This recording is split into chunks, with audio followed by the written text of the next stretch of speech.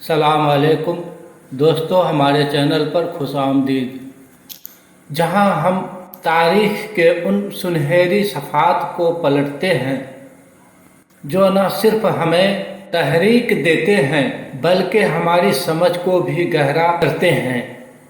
آج ہم بات کریں گے اسلام کے ابتدائی ایام، خلافت کے جوہر اور خاص طور پر عمر بن خطاب رضی اللہ عنہ کے دور میں قدس کی فتح کی یہ کہانی سادگی، حوصلے اور انصاف کی ہے۔ تو چلیے شروع کرتے ہیں۔ بات 7ویں صدی کی ہے، جب مکہ میں نبی محمد صلی اللہ علیہ وسلم نے اسلام کا پیغام پھیلانا شروع کیا، لیکن یہ آسان نہیں تھا۔ مکہ کے لوگ، خاص طور پر قریش، اس نئے دین کو قبول کرنے کو تیار نہیں تھے۔ جو لوگ اسلام لائے وہ سماج کے سب سے کمزور طبقے سے تھے۔ غلام، مزدور اور غریب، ان پر ظلم کی انتہا ہو رہی تھی۔ پھر بھی نبی کریم صلی اللہ علیہ وسلم نے حوصلہ نہیں ہارا۔ انہوں نے ایک ایسی بھوشوانی کی جسے سن کر مکہ کے لوگ ان کا مذاق اڑاتے تھے۔ کیا تھی یہ بھوشوانی؟ کہ ایک دن مسلمان دنیا کی دو سب سے بڑے طاقتور روم اور فارس سلطنت کو فتح کریں گے۔ سوچئے، اس وقت مسلمانوں کی حالات اتنی نازک تھی، پھر بھی نبی کریم صلی اللہ علیہ وسلم کا یقین اتنا مضبوط تھا۔ یہ یقین ہی تھا جس نے آگے چل کر اتہاس بدل دیا۔ نبی صلی اللہ علیہ وسلم کے انتقال کے بعد خلافت کا دور شروع ہوا۔ حضرت عمر بن خطاب رضی اللہ عنہ خلیفہ بنے اور ان کی قیادت میں مسلمانوں نے وہ کر دکھایا جو ناممکن لگتا تھا۔ رومی سلطنت اور قادسیہ میں فارسی سلطنت کو کراری شکست دی گئی۔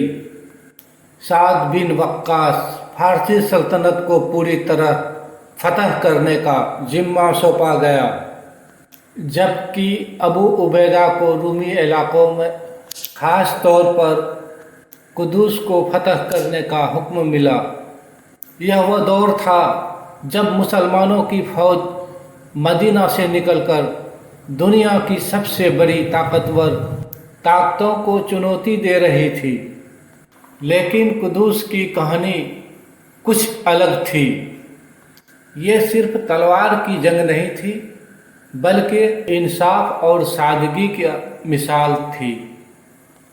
یرموک کی جنگ جیتنے کے بعد مسلمانوں نے قدس کو چاروں طرف سے گھیر لیا، لیکن وہ تلوار سے اسے فتح کرنا نہیں چاہتے تھے۔ قدس انبیاء کا شہر تھا اور مسلمان کوئی خون ریزی نہیں کرنا چاہتے تھے۔ انہوں نے شہر کے باہر خیمے لگائے اور امن سے تسلیم ہونے کا انتظار کیا۔ قدس کے سب سے بڑے پادری سوفرونیس نے رومی بادشاہ ہیراکلیون سے مدد مانگی، لیکن یرموک میں رومیوں کی ہار اتنی کراری تھی کہ کوئی مدد نہیں آئی۔ 4 مہینے بعد سوفرونیس نے ہار مان لی اور ابو عبیدہ کو تسلیم کا خط بھیجا، لیکن ان کی ایک عجیب شرط تھی۔ وہ شہر صرف خلیفہ عمر بن خطاب سونپنا چاہتے تھے۔ سوفرونیس کی یہ مانگ کوئی سادھارن بات نہیں تھی۔ انہیں معلوم تھا کہ عمر بن خطاب اللہ عنہ دنیا کے باقی بادشاہوں سے الگ ہے۔ ان کی سادگی اور انصاف کی کہانی پورے دنیا میں مشہور تھی۔ وہ جانتے تھے کہ قدس کو تباہی سے صرف عمر ہی بچا سکتے ہیں۔ ابو عبیدہ نے عمر رضی اللہ عنہ کو خط بھیجا۔ انہوں نے صحابہ سے مشورہ لیا۔ حضرت عمر رضی اللہ عنہ نے मदीना में रुकने की सलाह दी, लेकिन हजरत अली रजी अल्लाह अन्हो ने जाने का मशवरा दिया। उमर ने अली की सलाह मान ली और मदीना छोड़कर 1400 किलोमीटर का सफ़र सादगी से तय किया। जब वे कुदूस पहुँचे तो उनके जनरल जैसे खालिद बिन वलीद लेबिया में थे। उमर ने नाराज़गी जाहिर की और कहा, हमारी इज्जत लेबिया से नहीं इस्लाम से है। कुदूस में उमर रज़ी अल्लाह अन्हो ने सफोनियस से मुलाकात की और इतिहास का सबसे अहदनामा लिखा। जैसे आमान अल्लाह के बंदे उमर इब्न अल खत्ताब की तरफ से ईसाइयों के लिए कहा गया। इसकी मुख्य शराइत थी, ईसाई कुदूस छोड़ सकते हैं या रह सकते हैं, उन्हें कोई नुकसान नहीं होगा, कोई गिरजा तोड़ा नहीं जाएगा, ना उनकी कोई जायदाद छीनी जाएगी, किसी को ज़बरदस्ती इस्लाम कबूल नहीं कराया जाएगा, ईसाइयों को जजिया अदा करना होगा। लेकिन यहूदियों के मसले पर इख्तलाफ हुआ। ईसाइयों ने यहूदियों को कुदूस आने से रोकने की मांग की, लेकिन उमर ने इसे ठुकरा दिया। उन्होंने कहा, यहूदी कुदूस आ सकते हैं लेकिन बच नहीं सकते, ताकि ईसाई और यहूदी में जंग ना हो। उमर ने कुदूस में सादगी से दाखिला लिया। सफोनियस इन्हें सबसे मुक़द्दस गिरजाघर में ले गए। नमाज का वक्त हुआ तो सफोनियस ने गिरजाघर में नमाज पढ़ने की पेशकश की, लेकिन उमर ने मना कर दिया। ये कहा कि अगर मैं यहाँ नमाज पढ़ूँगा तो मुसलमान इसे मस्जिद बना देंगे। आज उस जगह के पास मस्जिद उमर बनाई गई है।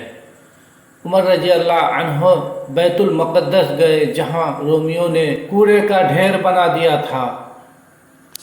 उमर ने अपने हाथों से सफाई की। फिर मस्जिद तामीर करने का मसला आया। एक सहाबी काब ने सुझाव दिया कि मस्जिद बैतुल मुक़द्दस के पीछे बनाई जाए, लेकिन उमर ने कहा, अब किबला काबा है। उन्होंने मस्जिद को पत्थर के आगे बनवाया, जिसका मुंह काबा की तरफ हो। यहाँ से मस्जिद अल अक्सा की बुनियाद पड़ी। मस्जिद बनने के बाद उमर ने बिलाल रज़ी अल्लाह अन्हो से आज़ान देने का दरख्वास्त किया। बिलाल, जिन्होंने नबी सल्लल्लाहु अलैहि वसल्लम के इंतकाल के बाद आज़ान छोड़ दी थी, उस दिन बैतुल मुक़द्दस पर खड़े होकर आज़ान दी।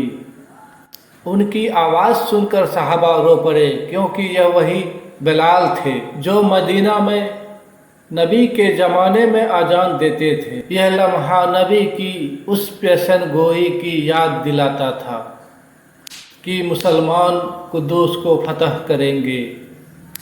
यह सिर्फ एक शहर की फतह नहीं थी, यह एक यकीन की जीत थी। नबी करीम सल्लल्लाहु अलैहि वसल्लम की पेशन गोई सच हुई। लेकिन नबी करीम सल्लल्लाहु अलैहि वसल्लम ने यह भी फरमाया था, कुदूस की फतह के बाद एक मर्ज आएगा जो हजारों मुसलमानों की जान लेंगे। ठीक वैसा ही हुआ।